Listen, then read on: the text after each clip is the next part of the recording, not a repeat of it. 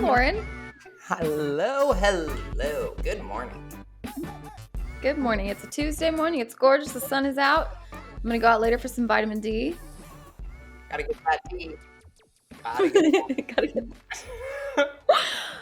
But before I do, we have something very important to talk about with you today, listeners. Something that I think we see a lot is people coming to us wanting help with their confidence. And they come to us to look a certain way because they think that's what they need to feel more confident in themselves. But we're going to tell you right now, it has nothing to do with your appearance, how much you weigh, what you do for work, your hairline, what you drive. That's not where your confidence comes from. No, ma'am. And so we want to give you guys a way to build your confidence internally and having just a good relationship with yourself in order to improve your confidence. Your confidence has everything to do with your personal integrity. They are literally one and the same. The more integrity you have, the more confident you will be. And that might sound like, that's not what I was thinking you were going to talk about, but it's true. If you can keep the promises you make to yourself, you will immediately gain more confidence in yourself, in your abilities. And that's really where our confidence comes from, is like, can I do this? Can I show up in the world the way that I want to? Am I capable? And every little thing that we think influences that, like how we look, is just a byproduct of feeling like we're not enough. But when you show yourself that you are willing to keep your promises, to do what you say you're going to do, you will, try it out. Lauren, when your clients come to you, this is how it is for me. So tell me if this is how it is for you. Immediately as they start following the plan, they already feel better about themselves. Always, because there's that sense of being like, hey, I want you to eat your meals and go on 3 walks next week. And once they do that and they notice themselves doing that and they're like, wow, I got in all my food and I went for a walk. Like, look at me go. I feel so good. And seeing that just small shift and seeing them just add a few new habits to their day-to-day routine and seeing and feeling the accomplishment is like, boom, I can do this. I'm very confident. I had this whole experience last night in the kitchen. It was like 9 o'clock. And I was looking at Tony. I was like, I closed all my rings. I took all my vitamins. I got my greens in. I got all my meals in. And I worked out. I was like, I am great. And today I woke up and I was like, let's go on a walk right away. I was like, I have to get at least 12,000 steps. It's my low intensity rest day because I'm doing the sweat app. I'm excited. Yeah. So, good stuff. I know. But like literally, I personally felt this last night. I was like, look at me go. I did all of that in one day. And today I woke up and I was like, I can do it again. So it's like, it doesn't matter where you are at. These little small promises to yourselves and these little shifts, which we're going to talk about, micro shifts, are a game changer.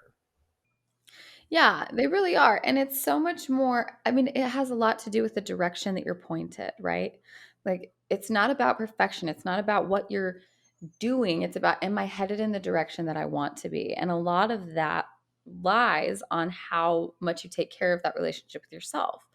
Because if you want to make stuff happen for yourself, but you don't trust yourself to do it, then you're not going to be headed in any direction. You're just going to be stuck feeling like, I don't know what I want. I don't know where I want to go. But the truth is you do. You're just afraid that you won't get yourself there. I talk about it this way. Like, if I go to my husband, for example, that's an easy relationship for people to get on board with, marriage.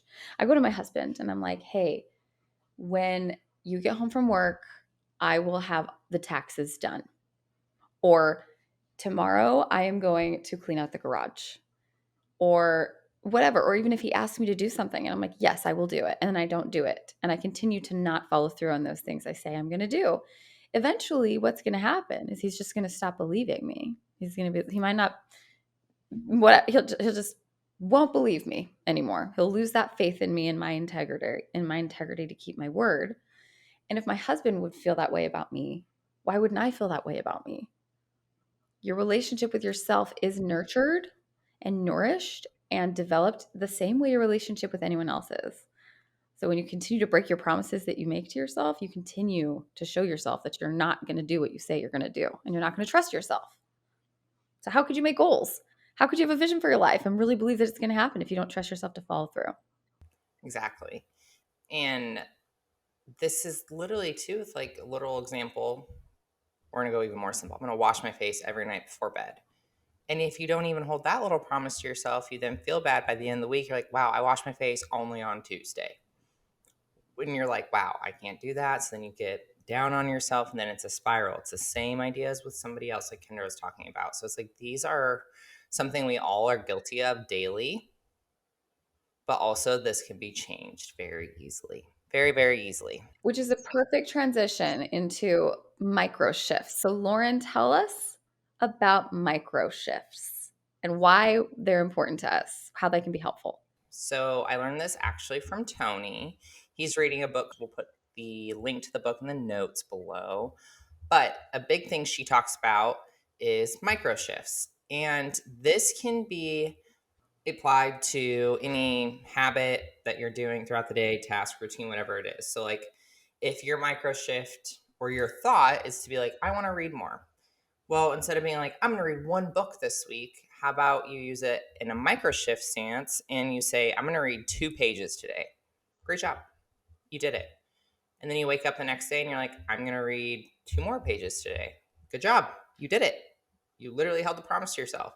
And you keep going and you keep going and they keep building up. So a micro shift doesn't have to be a huge change by any means. It can be a very small change that kickstarts you into more changes that are going to compound on top of each other. So, Absolutely. I think that's the point of the micro shifts. It's not a macro shift. It's small changes. It's a baby step. So a promise that you could very easily keep to yourself because you got to start small. When you're trying to like think of like taming an animal. Have you ever read The Little Prince? no, It's such a good book. It still might be my favorite book, but there's a story in there of a relationship he's trying to build with a fox, and he's like, "I want you to tame me." This fox says, and this whole really gorgeous representation of like relationship as a whole, and how it starts with just like small little things and continuing to show up every single day and continuing to deliver, and that's what helps him to tame this fox. And they become friends. And that's how we tame animals. It's little, like, give them a little treat when they do one nice thing and like let them smell your hand first. You don't jump on top of them and immediately give them a big, huge hug, right? Like, it's the same thing with nurturing our own relationship with ourselves. It's one little thing that you feel safe about that you know you can do. And then what naturally happens is compound effect of more and more habits that are going to take you to where you want to be. And some very tangible examples you all could walk away with. Because I know just with both of us coaching, a big thing I always hear is, I'm terrible at drinking water. Okay, now we're aware and it's surfaced. Here we are. So, what can we do to fix that? And you always take what you currently are doing, okay, and add to it. And maybe that's only like one more extra cup, or maybe you're somebody that drinks out of a plastic water bottle every day, like the Aquafina ones or whatever, and they're like, I drink one of those a day. I'm like, let's do two, like just inching it up as best as you can. Or another approach, like you take with it, instead of drinking two of those, I always tell people to drink more water. I'm like, go buy a fancy cup or water bottle, whatever it is, yeah. and you will drink out of it. Watch yourself. You will do it. Go get a straw, something cute on your desk that you can hold that fits in your like cup holders in your car. Like, go get it. Dude, that is such a good point. It is. I was just on a client call 2 days ago or whatever, and she's like, "Look at my new water bottle. I've drank 120 ounces of water. I couldn't get this girl to drink over 60." That's another good point. When you want to keep a promise, when you make a promise to yourself to do something, make it as easy for yourself to do it as possible. And like put stuff in front of you to remind you. So a water bottle with like little reminders is a great one. Also, like get yourself a cute outfit to go to the gym so you want to go because you want to wear it. Put your tennis shoes in front of your door, like right beside your front door, so you see them and remember, oh yeah, I want to go on some walks today. I need to get my steps in. Make it as easy for yourself as possible every time you say, like, I want to do this. Figure Yep. out a way to make it fun, like we talked about in our episode of joy in your to-do list. Like, make it something that sounds inviting that you want to do, and then make it as easy for yourself to accomplish as possible. Yes. It's a Right. great point. Oh, it works every time. That's like the biggest thing I always do is like you said, new gym clothes, new water bottle, whatever it is. Just set yourself up to want to do this micro shift to better yourself. Um, and keep in mind too, like while you're doing all of this and while you're doing anything that you're doing in life, you have to take a moment to celebrate your wins and realize what you've done. So slow down, my friends. Slow it down and really appreciate and notice what you're doing, because that's when you'll actually find joy in it, and that's when it'll stick. When you just That's so continue to true. beat yourself up or realize something this or try to change this or try to change that, you'll never find joy in it, and you'll never be satisfied, and you'll never see the growth. Also, so there's two principles that I keep in mind when it comes to doing even small things. One is something is always better than nothing. I mean, I will say that till the day I die. I say it all the time because it applies 100 times a day, all the time. Like it's the same idea as micro shifts. Like what, like just do something. Like if you've got laundry to do, don't wait till you have the time to put it all away. Just you're walking from your basket to your closet, grab a couple things, and eventually by the end of the day, you'll be done with your laundry and you won't even have thought twice about it, right? You don't have to wait till you're ready to do it all. If you don't feel like getting a killer workout in, just go on a walk or at least get to the gym. Say, I'm going to do 10 minutes of my workout. If you don't feel like meditating, sit down and just start taking some breaths. Like just function from a space of something is better than nothing. More often than not, you end up doing more anyway. But even if you don't, it's Yeah. true that something is better than nothing. Small things add up over time. The other thing is to focus on intention over expectations when it comes to setting goals for yourself. Because, for example, I am going to clean my whole house today. I want a clean house, so I'm going to clean my kitchen and my bedroom and my front room today.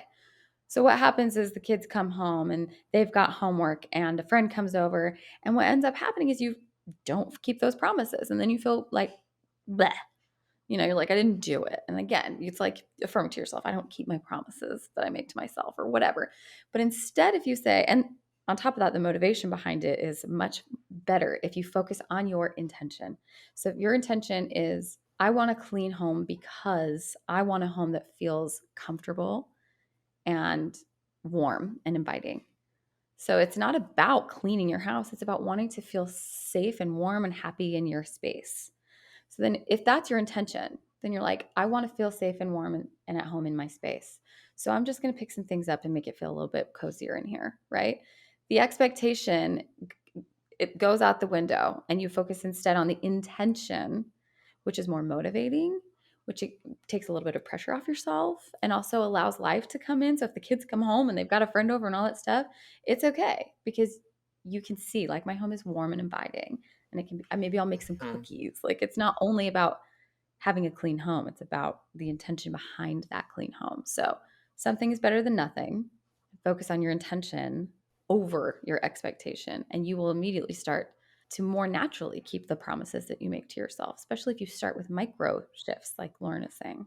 And that's it, guys. Like, seriously, keep things very simple and do your micro shifts to something that you are working towards. Whatever that is, break it down and inch up to it and enjoy every step of it, every chapter of it, everything that comes with your shift and everything you're adding to your day to day and why you're doing something.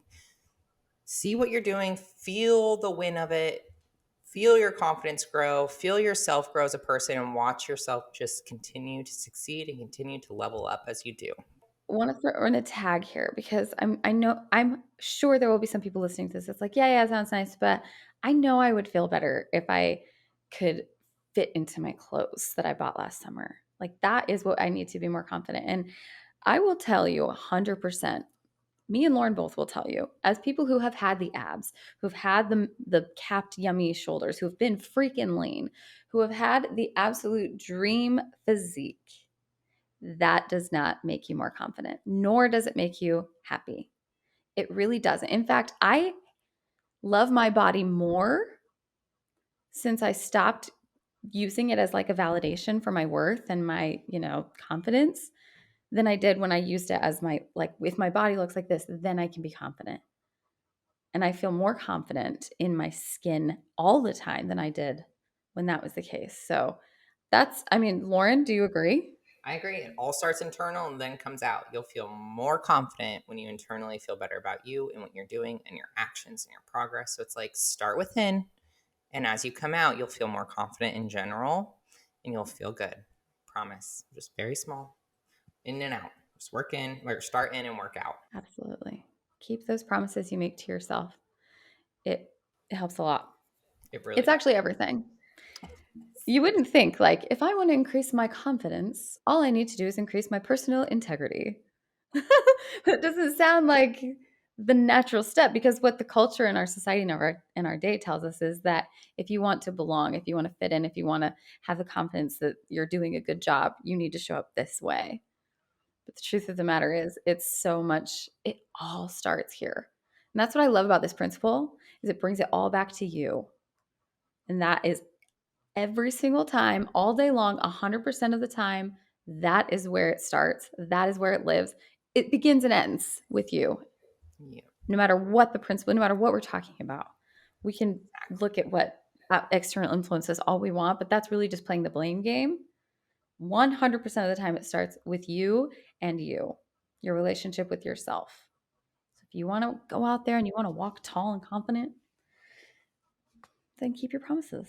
Work towards something you believe in and believe in yourself as you get there. And you just, like Lauren said, it just compounds and builds and grows. Lauren, real quick, because we have a couple more minutes, What's up? give us, so say, let's take just a quick little other approach to confidence, Okay. and say that we have like a meeting to go into, or we're about to go on a date, or we're about to give a speech. How could we just like a quick confidence boost? Like, what would you say could be helpful for that? Are we ready? You're gonna do a power pose. Yes, power poses are cool. And the most basic one, the easiest one, do they call it Superman or superhero? I always mess this up. We'll call it superhero because we're feminists. So when you do that, what you're gonna have to do though is you are realizing that when you stand like that, you are naturally boosting your testosterone levels, you're increasing your confidence, you are just starting to realize how much room you can take up in a room in a good way. When you're not confident like that and you're not taking up space, you're gonna feel very small and you don't want to look at anybody, you're gonna keep your eyes down, you're gonna stay very just as confined as possible, which means you're taking up very little space in the room. And we don't want to take up little space. We want to walk in and we want to take up space in a good way, obviously, but you want to walk in, take up space, be proud of who you are, and know you're capable and you're worthy of being there. And you're like, I can do this. And you want to hold that pose for 2 minutes. Is it, Kendra? Mhm. There's like very much evidence on this. This isn't just like a cute idea, but holding a power stance, which one of the most popular Yep. ones is that superhero. Also, anything that makes you big, like standing arms out, like yoga pose. What's it? Warrior yoga poses, because like Lauren said, it physically communicates that you are allowed to take up space and you belong here and you are big and you are powerful. Like, you can pick someone out in a crowd that feels insecure. They're like taking up as little space as possible. They don't want to be seen. They don't want to exist in that space. But oof, when you feel confident, your chest is up and you are big. It's not even a, I mean, some people have a hard time like with fake it till you make it. I used to, because I'm like, that's so inauthentic. But it's not faking it. It's saying, I want this. I want to feel confident. So I'm going to stand like I'm confident, damn it. I'm allowed to take up this space. I belong here, you know? And there's a chemical reaction that actually happens. Your testosterone increases, your confidence levels increase, your energy is boosted. It's phenomenal. I used to do it before I would go out on stage for bodybuilding competitions. I love it. Love it. Love it. Yeah, So now super y'all fun. know to make your micro shifts, you know, to have to like focus on your intention over your expectation, and something's better than nothing, and have that power pose in your back pocket whenever you need it. It'll work. So we really appreciate you guys tuning in. We hope this boosts your confidence. Please share them with us on our Instagram. Tag us in some stories of your micro shifts, your power pose, whatever it is. We'd love to see it. And make sure you're following us on Instagram. I always say it's thebloom.podcast. The.bloom.podcast. I knew there was 2 dots in there. Two dots. So make sure you're following us and make sure to subscribe to our YouTube. And we really appreciate you guys. So, Love you. Go be confident, bad bitches like you are. bad bitch energy.